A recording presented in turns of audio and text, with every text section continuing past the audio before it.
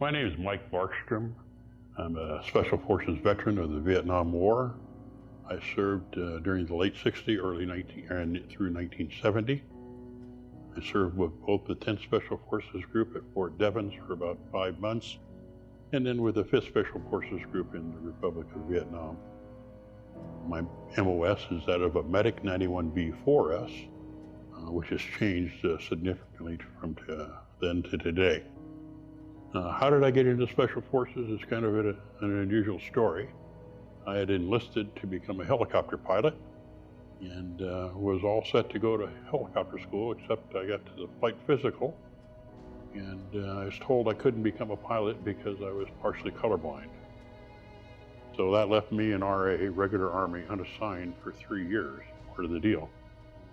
And I didn't know what was going to happen, and the Army was going to do whatever they wanted to with me, and that was just the deal in those days. There were no guarantees. The draft was very evident and going on. So a recruiter from the 82nd Airborne came around and wanted to talk us into jumping out of planes. And we had a choice of either listening to him or go and practice some hand grenades. Well, I wasn't any fool. I didn't want to jump out of a plane, so I went and threw hand grenades. And then about a week later, a guy came around in a funny-looking green hat that wouldn't even keep the sun out of your eyes, and said he had both a physical and a mental test that he doubted if anyone could pass both of them. Well, he set the hook on this young buck who was about 18 at the time, almost 19. So I took his test and passed them both. And then I had the opportunity to go to Special Forces, which I took. And it wasn't until after I'd been there for a little bit dawned on me that, doggone, now I'm going to have to go jump out of an airplane. Well, I did, and the rest is history as far as that goes. My first phase of training after basic was radio school.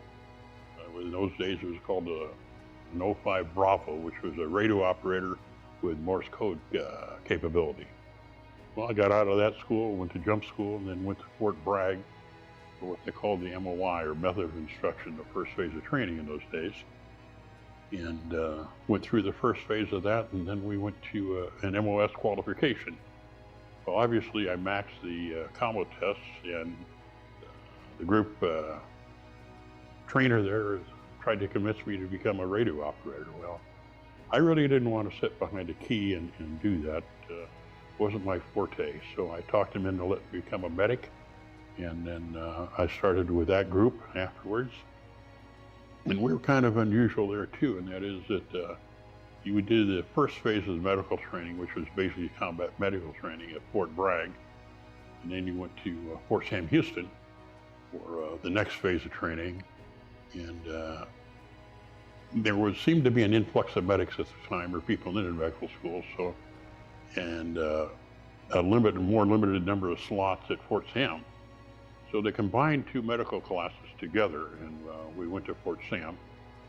And then after Fort Sam, we did an OJT period. Mine was at Fort Jackson, and then back to Fort Bragg. I think it was for another 16 weeks of medical school in the dog lab.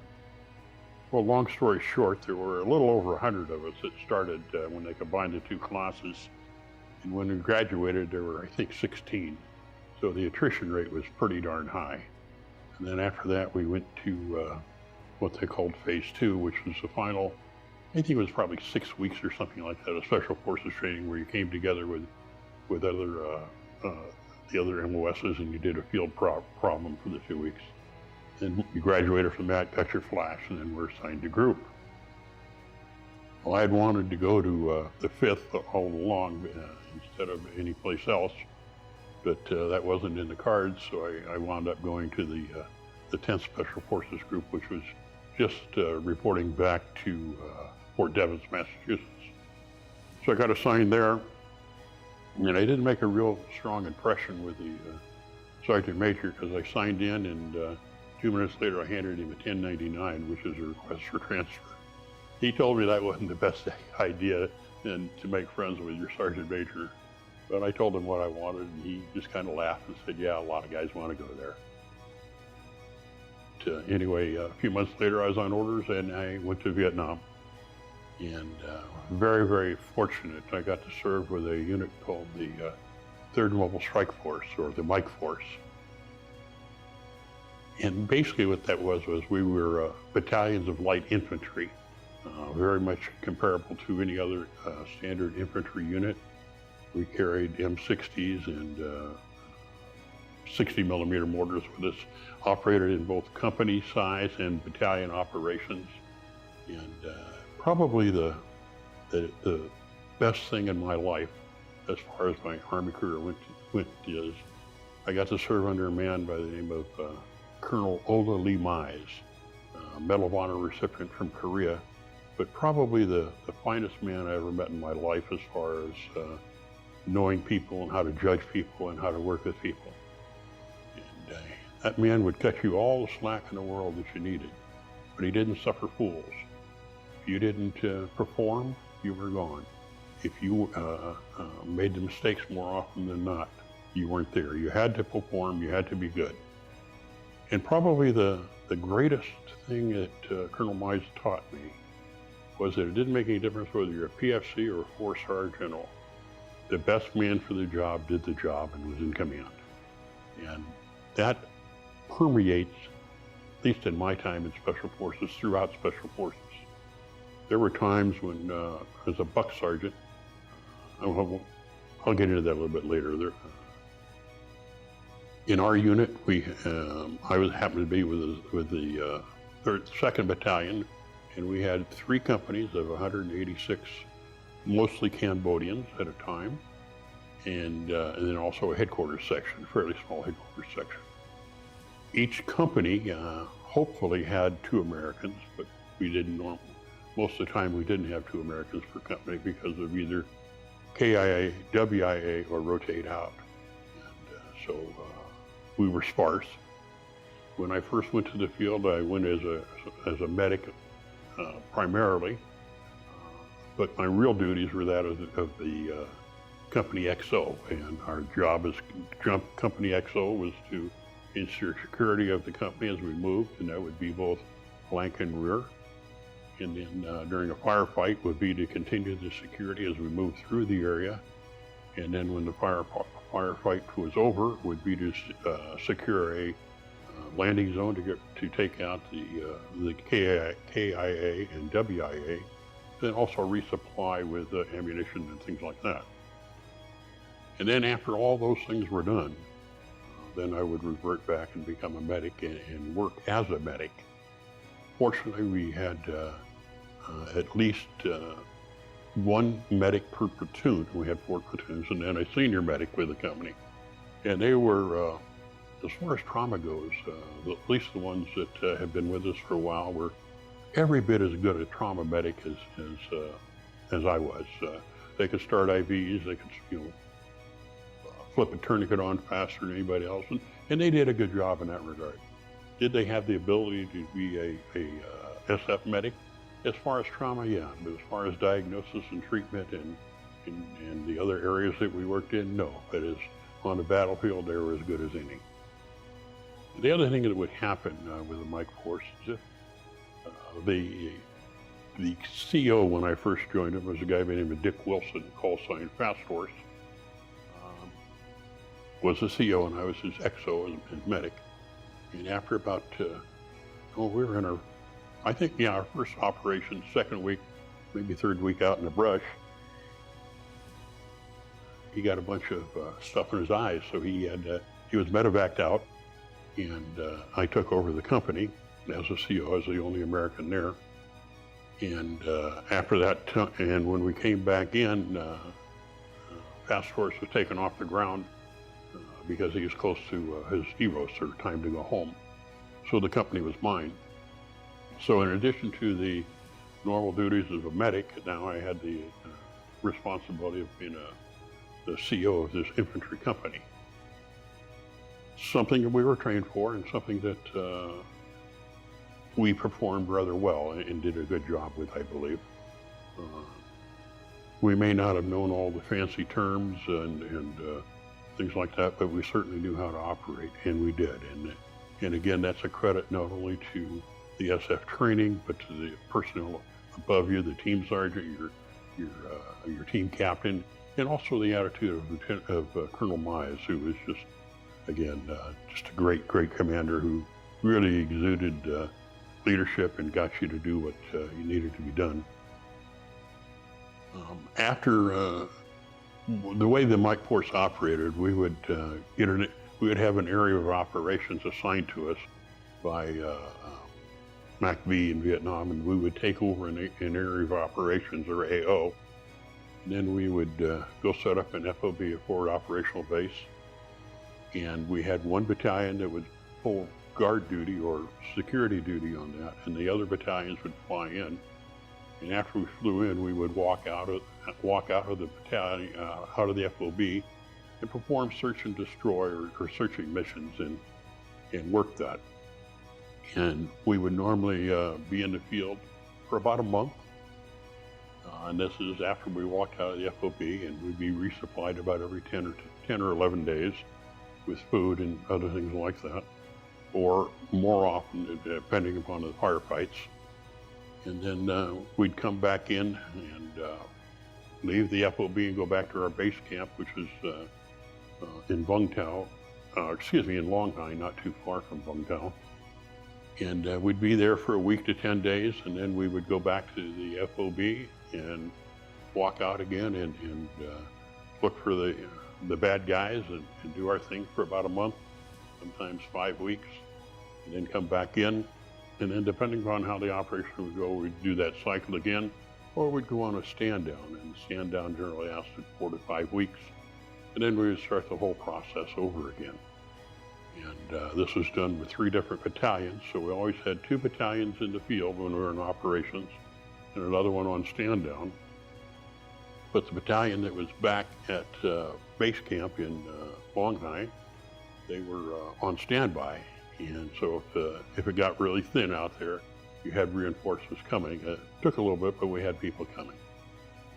And we did this through Budop and through Rang Rang. And then in March of 1970, we took our troops to to Cambodia, where this is after Prince Sihanouk had been overthrown, and Lon Nol was the president, and a man by the name of Son Ngoc Ton was the vice president. And we took our troops there, performed an operation, and then we left our troops in Cambodia, all our Cambodians, and came out with basically just our clothing on our backs, shoes and hat and so forth, left all our equipment with the Cambodians and came back to Long Hai. And then we became a training compound. And Son Ngoc Ton, who's the vice president, went throughout South Vietnam recruiting ethnic Cambodians to come to Long Hai. And also many Cambodians came from Cambodia to be trained, as we all know what the main mission of Special Forces was, or is, and to teach, train, and advise the indigenous people of the area in counter-guerrilla and guerrilla operations. Well, that's what we were doing. We became a training battalion. Now, not all these guys were untrained. Some had been in the military and had military experience, and we played upon that. And then we would go through a training cycle, just like a basic training cycle, and get these troops ready to go and take them on an operation to try and get them bloodied a little bit, try to find some contacts so that they knew what they were up against. And the cycle would take, I think it was 12 weeks. And then we would take them to Cambodia and perform an operation with them there, and then come back again. And after that, after one rotation of that, I rotated home and got out of the military. Got married, had a family. I've been very successful with that throughout the year. I've been married almost 50 years now, so life's been good to me. I have to say the greatest thing about Special Forces is the brotherhood. It's the camaraderie that you feel for all those who wear that, again, that funny looking hat that doesn't keep the sun out of your eyes, but it's knowing that that guy who has earned that beret is always behind you. He's there, he's ready for you. It doesn't make any difference what the circumstances are. If you need help, the help is there. And you never have to worry about your six, which is, I think, unusual in my case, because I only spent, like I said, one tour with, or one hitch with Special Forces when I got out of the Army. But yet that brotherhood exists today through the Special Forces Association, and I think through the camaraderie of still reading. So it's quite a deal. And something else that I've learned is that as time has gone on, and I've been out of the Army over 50 years now, Special Forces has continued to evolve. And but the more it evolves, the more it stays the same in some cases. I know that for a while it seemed that we were losing sight of our mission of to teach, train, and advise, and becoming more shooters and door kickers. But now I understand that's going back the other way, which I think is what we're really good for, what our strengths are, and that is as a force multiplier. Also, the level of expertise as the Special Forces trooper has evolved immensely. After I'd been out of the Army, I don't know, 10 or 12 years, maybe longer, maybe 15, I was able to get copies of the Joint Operations Medical Journal or something like that. And it had articles in it that you could read about how things were going and so forth. And then at the end, it would have questions about what do you see in this x-ray, or this is your diagnosis, what do you see, and things like that. That's what it was in my day. But at these, the questions in the back were so involved and so detailed, I'm not even sure I understood the questions, let alone be able to answer them. And what I'm saying by that is that in my day, the SF medic was the best in the world, proven, and could do all sorts of things. But the SF medic of today is so far above that, it's almost in the stratosphere. I can remember in the training group we were going through, and there was a master sergeant, and I can't remember, it's Hillbreath or something like that, but anyway, his favorite statement was that an SF medic can do anything except two things, and one is patch a hole in the sky, the other is mend a broken heart. And his whole thought process there was, you can do it, just put your mind to it, and do the best you can with what you've got. And that's what we did. We did the best we could with what we had, and by and large, we were successful. And another statement I liked from one of the physicians who taught us our courses was that, in spite of you, 90% of your patients are going to live. and of course, by what that means is, get in there and do it. Yeah, you're going to make a mistake, and yeah, somebody's going to die probably from some of those things. But at least you tried and you didn't give up, and you learned from it. And so that's important. I don't know what else to say about this. It's been my career. I enjoyed the time I was in. Would I do it again? In a heartbeat. Do I regret getting out and having a family? Not for an instant. I just know that the regiment carries on, Special Forces carries on, and that we're continuing to do the duty that we know we can and will do.